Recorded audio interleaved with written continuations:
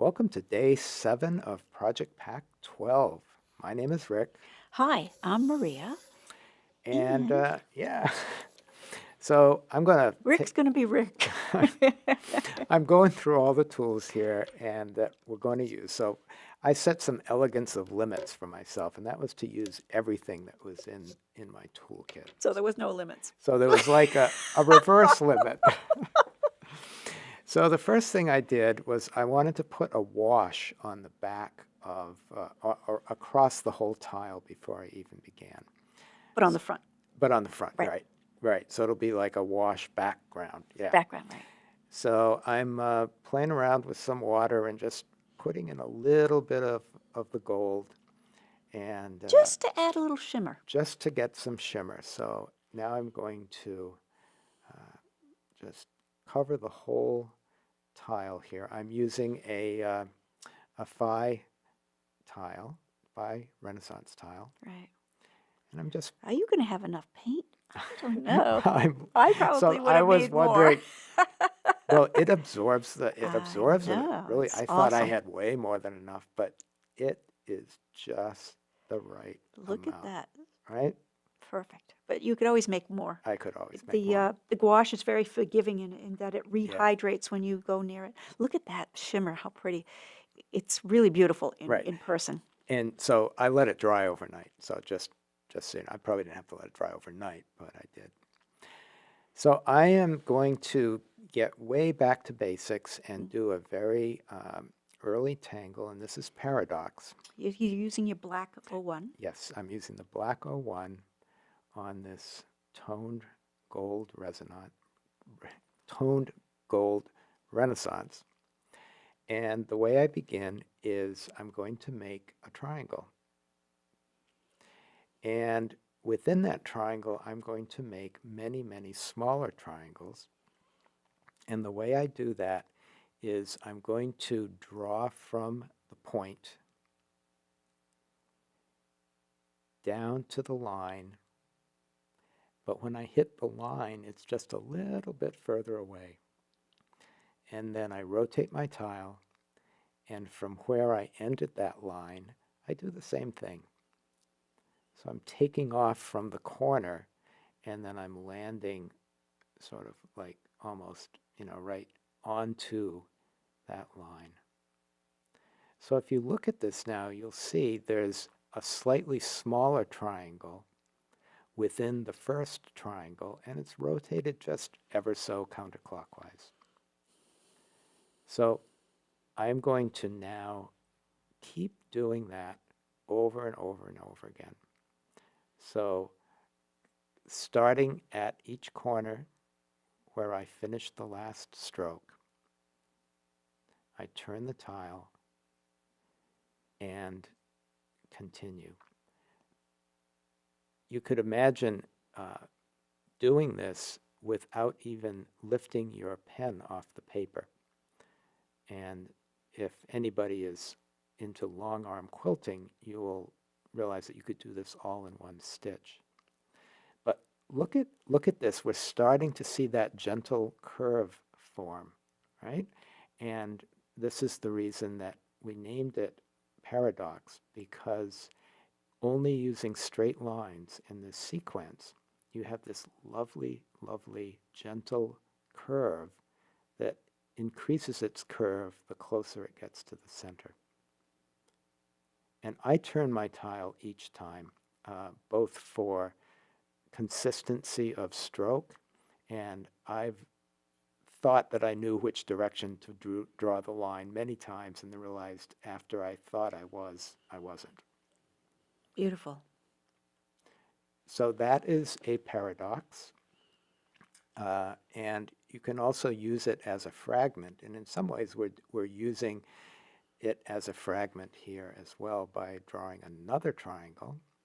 So I'm going to sort of imagine an equilateral triangle, but I'm just imagining it. I'm not getting a ruler or anything like that. So I will create another triangle, and now I have an option. I can do my paradox just like that one before, or I can mirror it.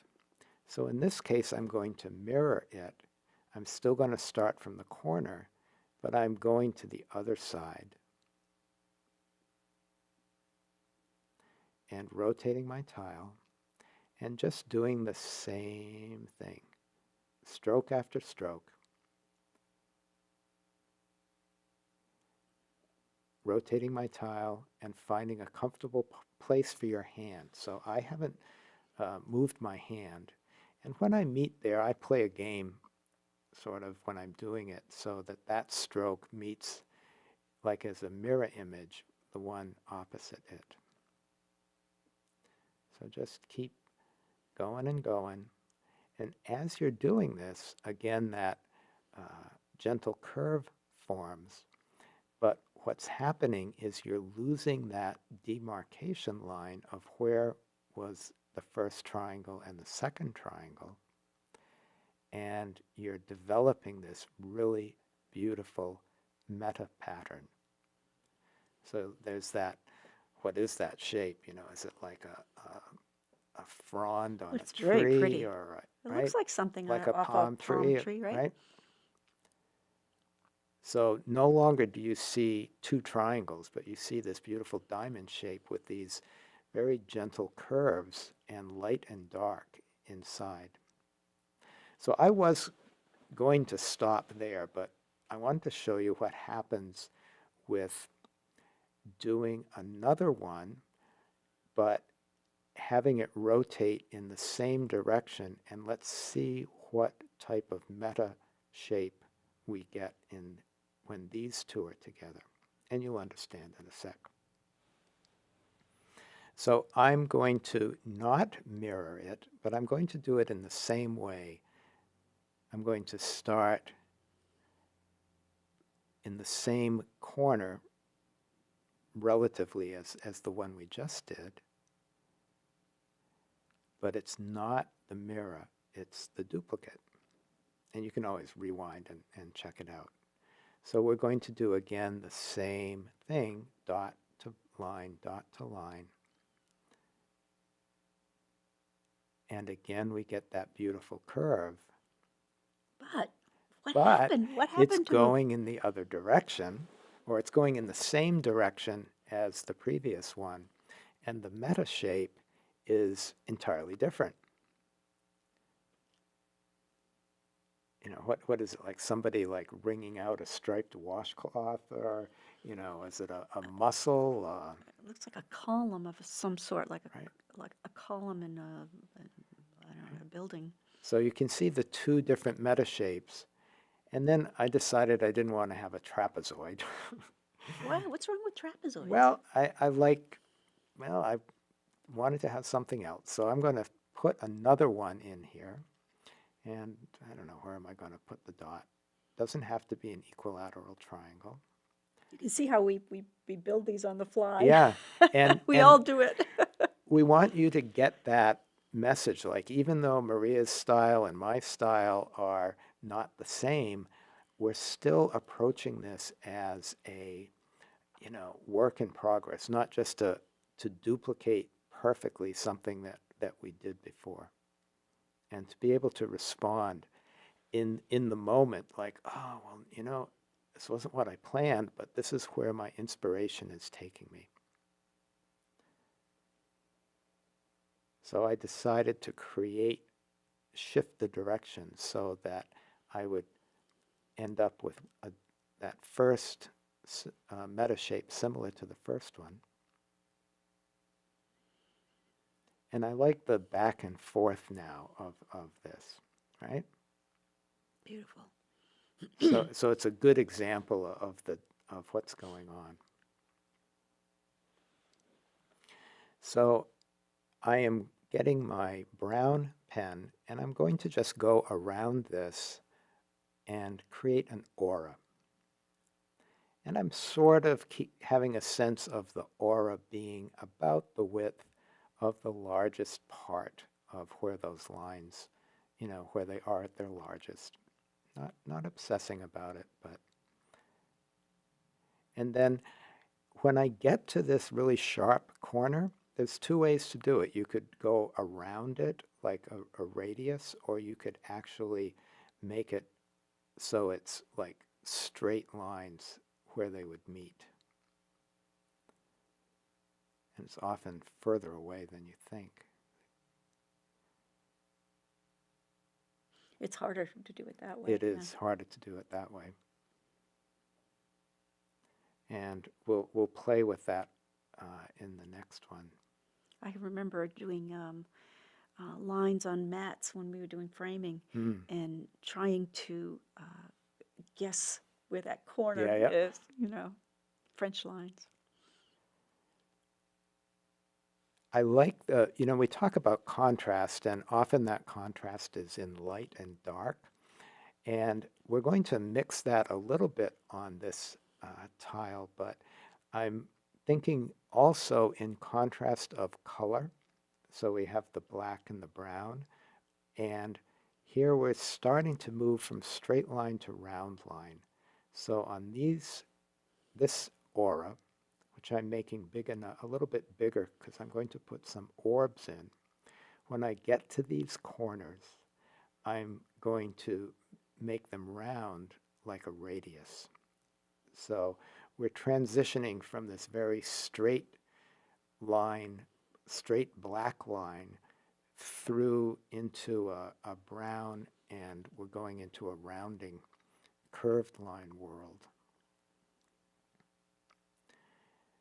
So I'm going to go and put these lovely orbs in, and when I do these, and I learned this from Maria and Molly, is I overlap the bounding lines and the adjacent orbs. So they're really pushed as big as they can be. So now we're getting a little contrast in both color and shape.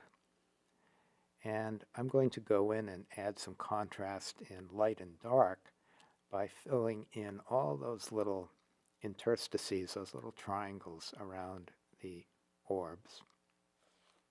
It sounds like it would take a long time, but it's actually a very lovely meditation, and it doesn't take that long. Yeah.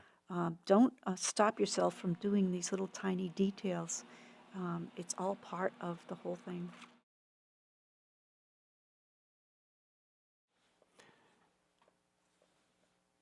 So now I'm going to really go into the curving world and using flux.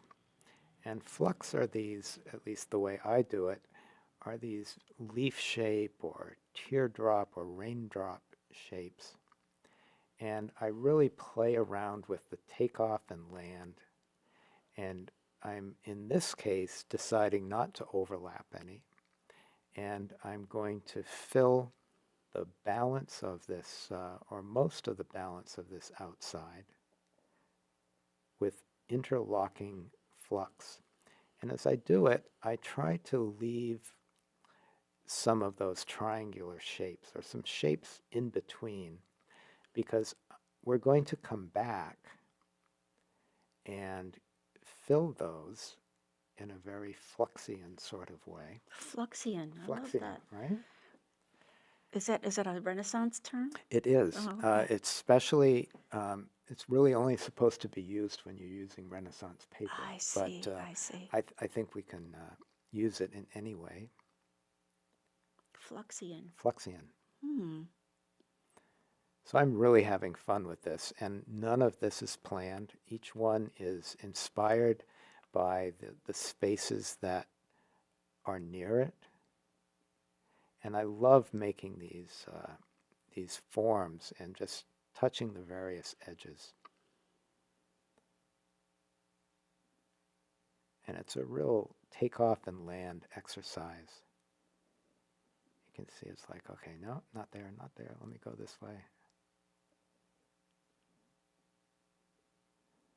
Okay, so we've got some those flux forms, and the way flux has evolved when I do it is I put these little lines in the middle of it, sometimes a dot, and it reminds me of like the main vein or part of a leaf.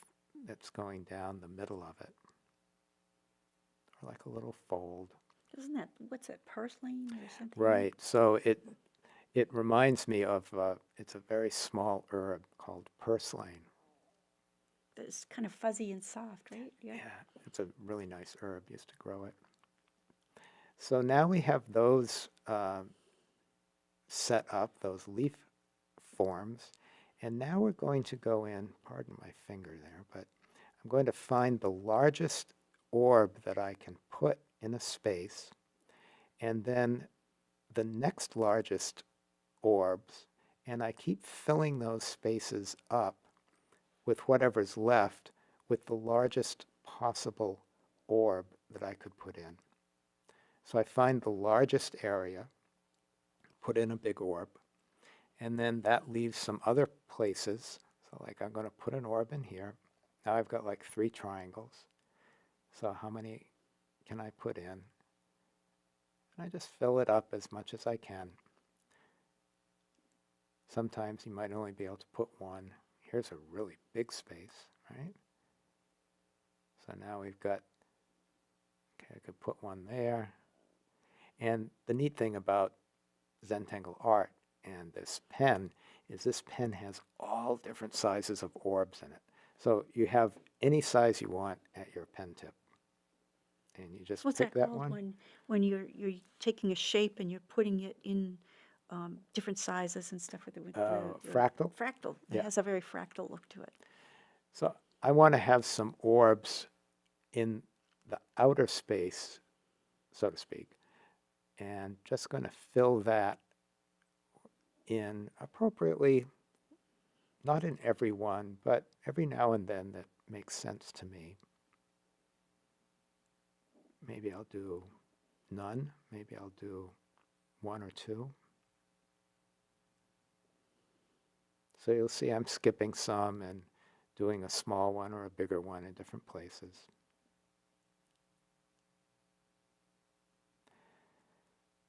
And similar to how I did that orb border, I'm coming back in and filling the interstices, and it gives that nice light-dark contrast here. And like Maria said, you'd think it would take a long time, but it doesn't. And it's very pleasant to do. It's sort of like a fun hide and seek to find all the little ones and fill them in. Invariably, I'll find one that I missed when I go and shade. So there we go. So on the center part, I'm going in and adding some graphite. And the approach that I'm taking here is where the lines are close together, it's already a little darker. So I'm going to emphasize that darkness by adding some graphite. So I'm working with the pattern, even though you might think, well, it goes under the other part. But hey, this is, we can do, take whatever approach we like. Now smoothing that in. Nice, that looks nice. Right? And you're just like inviting the graphite into the fibers of the paper and just gradually letting it taper into the rest of the pattern.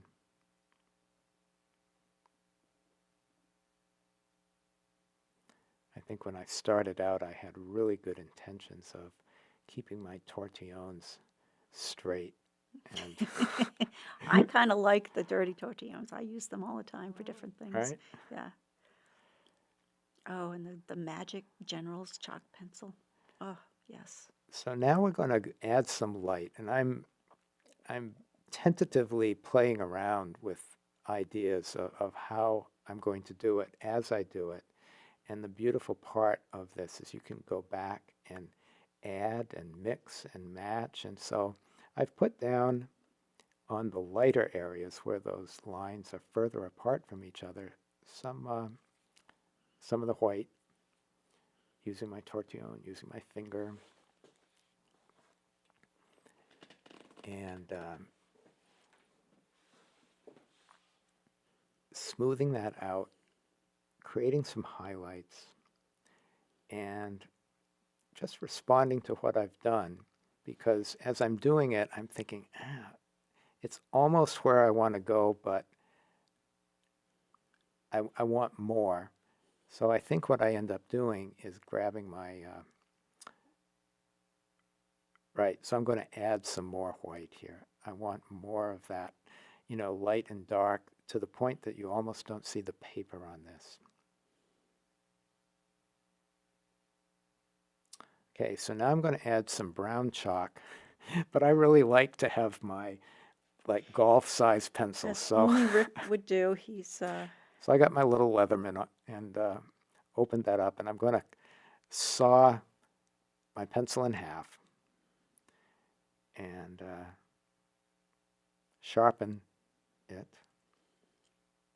And we're using this sort of larger pencil sharpener because it has an angle. General's made this just for these chalk pencils. So it has a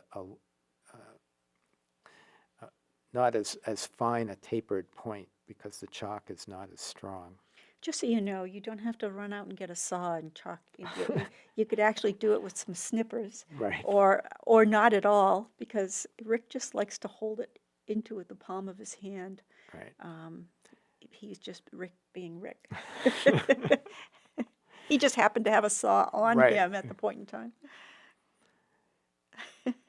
So I am doing a couple things here. I'm making it look like those leaf ends are going under the other ones. And when I have the extra chalk on my tortillon, I'm sort of putting it over the orbs around it, so to just sort of make the ends of those leaves pop up even more.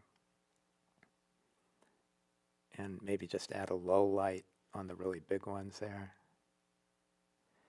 And again, very light touch. Okay, so we're getting there. So now we can go back in, and I'm using my white chalk. And I'm just laying down some dollops, right? Is that a good word? Dollops of white chalk. Dollops of white chalk. Because I know I'm going to come back in with my tortillons. What else are dollops? Dollops of pancake frosting? batter. Frosting. Oh, frosting was Frosting. good. Yeah. Now I'm hungry. Right? And I'm blending the two chalks into each other there. Okay, so now I got my gold. Now this is a little more intense gold, right? Right. So yeah. I really used a much more of the gouache in there, not as much water. And I'm going to frame all of this, and I'm using that point, just really pointing it right in there. It's a great brush. It is a very nice brush. And really enjoying, I'm being cautious of not going over the brown line. It's a fun exercise. And I'm just going to do that all the way around the edge. Get all beautiful. over the table. Oh, it's very festive. Yes. So it's sort of framing it, and then you still have that glistening behind, just that hint of it. Oh, it's very pretty. Right? Yes. So I'm thinking, okay, well, what do I do? I just think I'm going to go back and emphasize those orbs like Maria did in her previous tile, and just puddle a little bit on each one to make those like a lovely gold necklace around there.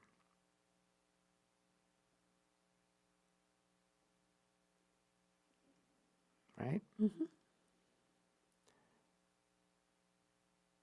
So I've used everything except my white jelly roll. So I'm going to use that to put my chop in one of these orbs. And it took a bit of coaxing because I had all this chalk and gold, and eventually got it to come out. But it took a little bit of doing those strokes multiple times. So you'll discover that some of them, the materials, like one prefers to go over the other one in a particular sequence. Beautiful. And then I thought, I want that just a little bit toned down. So I grabbed my brown chalk, just touched it ever so.